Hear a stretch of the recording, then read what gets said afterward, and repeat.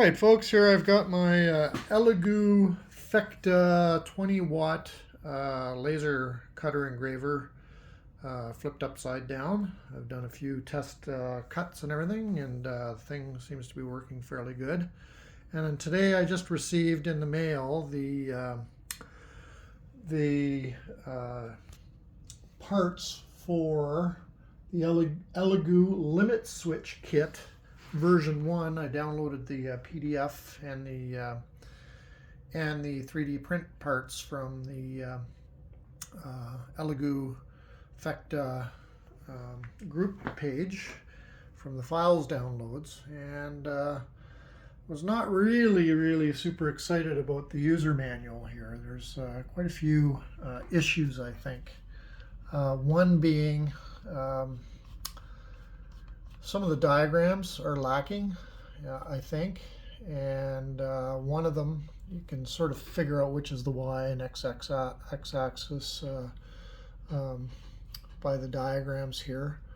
The front is the Y limit housing that's up by the motherboard or main board, and the Y x-axis limiting housing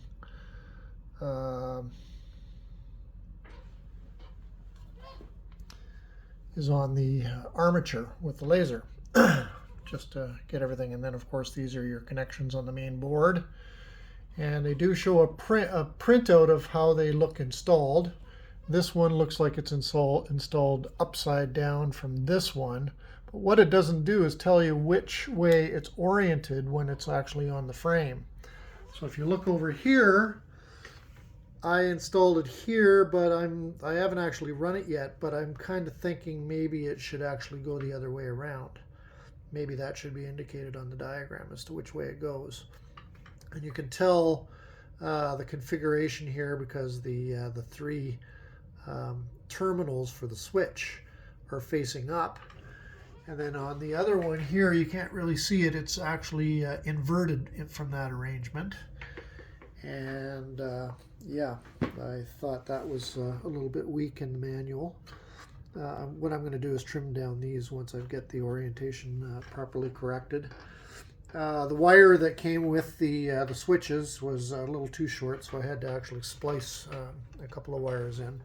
The other real failing, I think, in the instruction manual is you have two of these connectors that connect, or one connector for the limit switch and the other connector on the main board, and one of those you're supposed to invert, like so. The white one that it was the top on the diagram stays the same, and then on one of these you're supposed to invert it to pin 2, and then the other one stays on pin 3 as per the diagram. But what they don't tell you is what the one that's been switched around, does that go on the main board or does that actually go on the switch? Because obviously that's going to change if you go the other way around, which pin is actually getting the signal. So not clear in the drawings. So I've got both of the ones that I flipped here on the main board,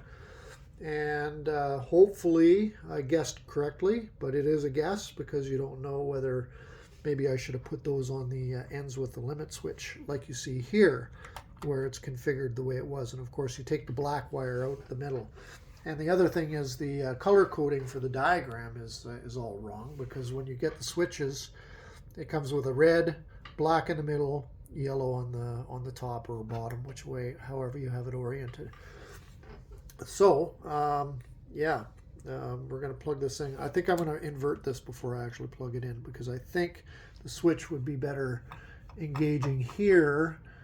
I've got the over here on this part rather than the actual plexiglass plate that sticks in there. So I'll move that before I do that. And the other thing it sort of lacks is the routing of the wiring. So of course you got this the belt here that drives the laser back and forth, and what you don't want to do is have the wire that's coming over here to this main board for the, I think it's the Y-axis. They said just install it so that it doesn't, you know, bung up, I guess, in here. So what I've done is I've sort of put it under tension so there's no possible way it's going to get bunged up inside the belt here, and then run it along with the other wires, and then just use some zip straps to hold it in there. But that's what I did, so it'd be nice to see what other people have used to prevent any kind of hang-ups. I already had to remove the hose, the air assist hose on this thing, because it's the one that comes from the Chinese one that came with it is really rigid and hard, and it's not flexible enough. So what happens is it comes up here, through here, and into the laser nozzle here, and but it's so rigid that it actually pushes out on the plexiglass protection plate that sits here, the orange one. And when it's moving, it actually limits the amount of moving, because it's so rigid. It actually hits the edge here before it actually comes in, because you got a bit of a loop. So what I did was I've binned that, and I've ordered some softer hose, silicone hose that used for surgical tubing, and like fish tanks and that sort of thing. And it's much more flexible, so it won't be bunging up the laser as it's trying to drive to the end of the path here. So yeah, that's just a crappy design. I mean, they should have put a decent hose on there so that it doesn't that it's not so rigid that it's going to bung up your laser as it's traveling back and forth. So yeah, those are a few of the findings so far. I'm really impressed with the machine, but I think, out of the box they could do things a little bit better. Like, it should come with limit switches. I mean, I don't mind paying an extra $40 or whatever that it cost me for this.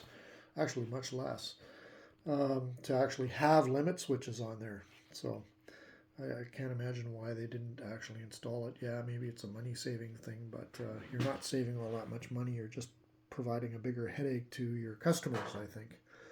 So there we have it. We'll make those arrangement changes, and then I'll do another video once I get it set up, because of course I've got to go into Lightburn and do all of those settings, and possibly those settings could affect that. But I mean, quite honestly, there should be a standard by which you're putting that crossover connection either on the switch or the main board, and then you can just have not a guessing by golly on the Lightburn settings. So yeah, so far I'm very happy with it, and I got the enclosure today, and I just built that, so we won't have any more smoke issues in my garage, and loving it so far. Thanks for watching.